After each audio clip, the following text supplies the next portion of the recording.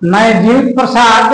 आइए आप सबों को आज मैं हिंदी व्याकरण का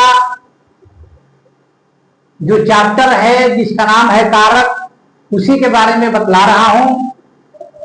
इसके पहले मैं अपने सभी साथियों का नमस्कार करता हूं और विद्यार्थियों को शुभ आशीर्वाद देता हूं।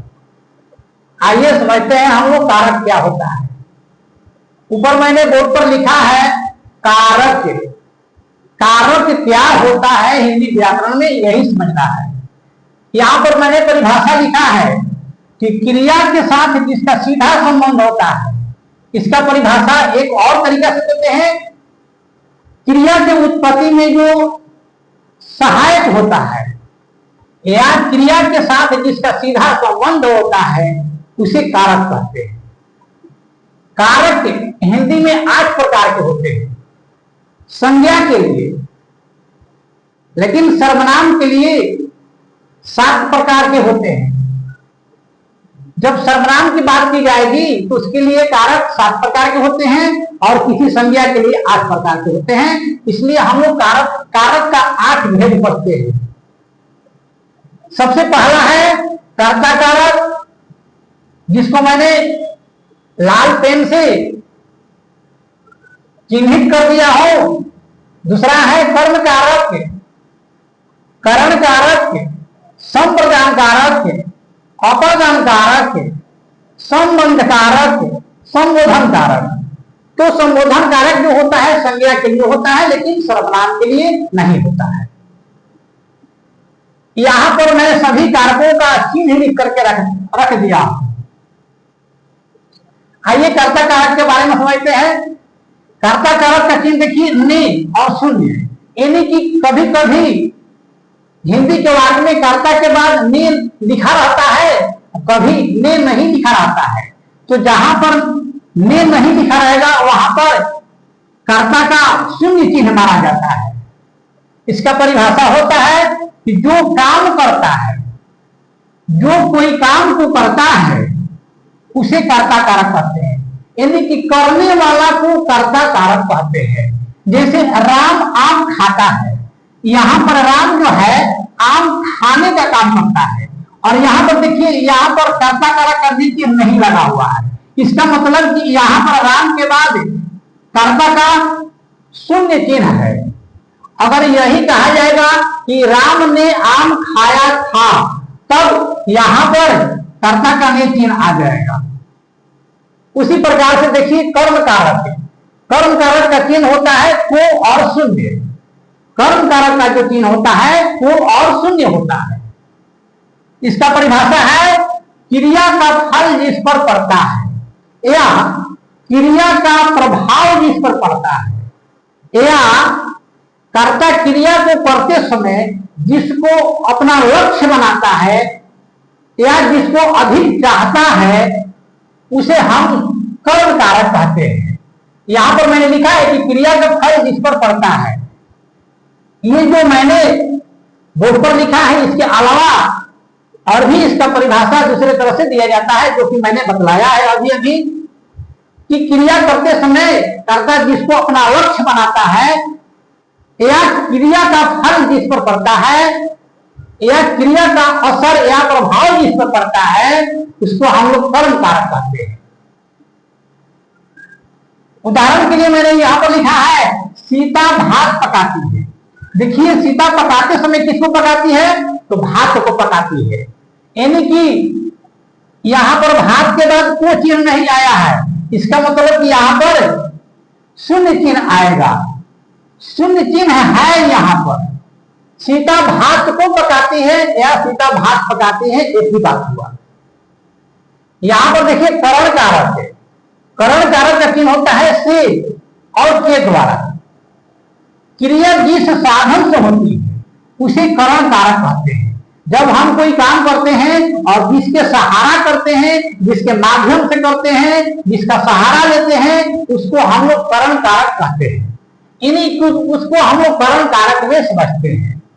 देखिए यहां पर मैंने उदाहरण लिख करके रखा है कि राम बस से आ जा रहा है।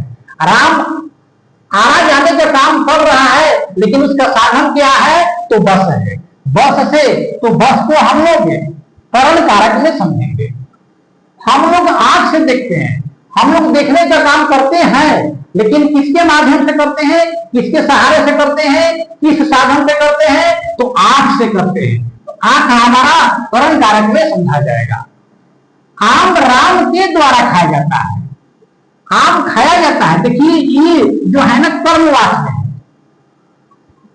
आम राम के द्वारा खाया जाता है। तो यहां पर जो करण कारक का चिन्ह है के द्वारा, यहां पर स्पष्ट रूप से दिखाई दे रहा है के द्वारा।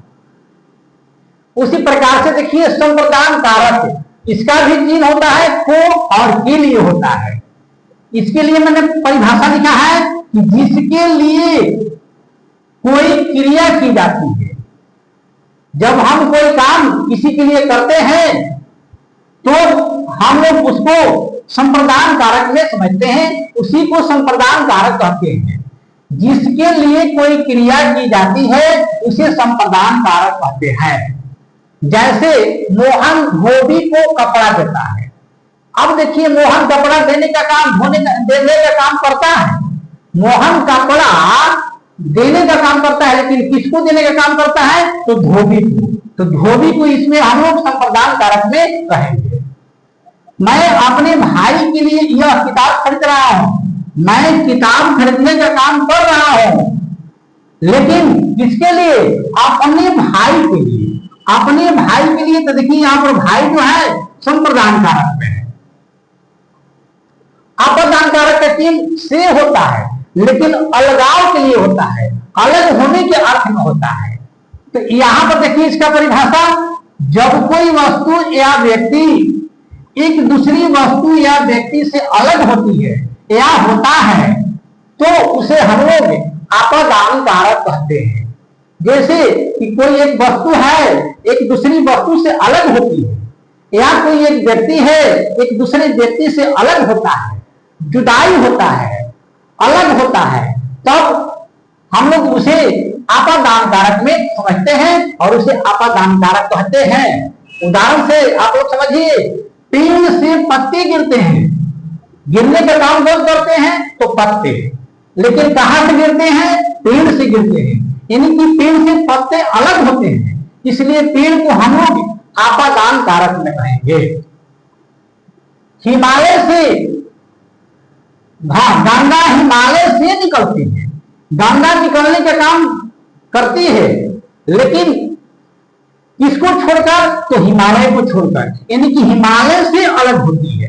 तो हिमालय इसमें हमारा अप्रदान कारक में समझा जाएगा। राम घर से आता है, राम आने का काम करता है, लेकिन किसको छोड़कर? तो घर को छोड़कर।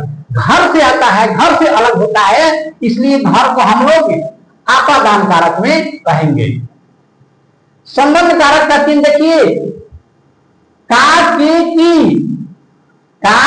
की होता है, यानी कि का भी होता है और की भी होता है और के भी होता है और रा रे री भी होता है और से भी होता है, लेकिन वह सर्वनाम के साथ लगता है।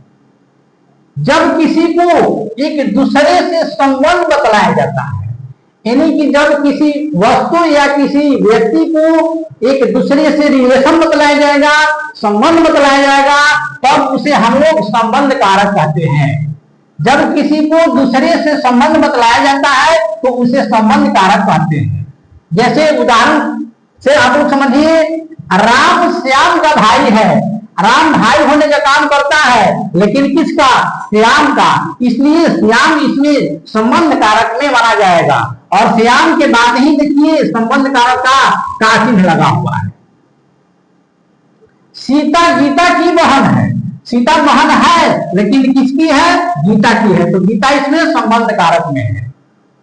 वह मेरा घर है, वह घर है, लेकिन किसका है? तो मेरा है, तो मेरा यहाँ पर संबंध कारक में है।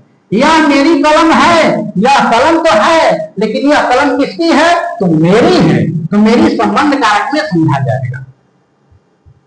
यहां पर देखिए संबोधन कारक है, जिस शब्द से किसी को संबोधित किया जाता है उसे संबोधन कारक कहते हैं। इसका चिन्ह देखिए, यहाँ पर मैंने लिखा है हे, अरे, अहो। ये सब जो है ना संबोधन कारक का चिन्ह है। उदाहरण से हे भाई वहां मत जाओ, तो हे भाई जो हुआ हमारा संबोधन कारक में हुआ। अरे लड़का जो हुआ हमारा संबोधन कारक में हुआ। हल्ला मत करो, अरे लड़का हल्ला मत करो, यानी कि लड़का को संबोधित किया जाता है। हे राम मेरी मदद करो, राम को संबोधित किया जाता है। तो हे राम जो हमारा हुआ संबोधन कारक में हुआ, यानी कि संबोधन कारक की परिभाषा इस प्रकार से भी होता है, जिस शब्द के द्वारा अगर किसी को बुलाया जाता है या बुलाया जाता है, पुकारा जाता है, तो उसे हम लोग संबोधन कारक में समझते हैं। तो आज मैंने आप लोगों को कारक के बारे में बतलाया। अगर वीडियो अच्छा लगा होगा तो आप लोग लाइक शेयर और सब्सक्राइब कर दीजिएगा। जय हिंद, जय भारत।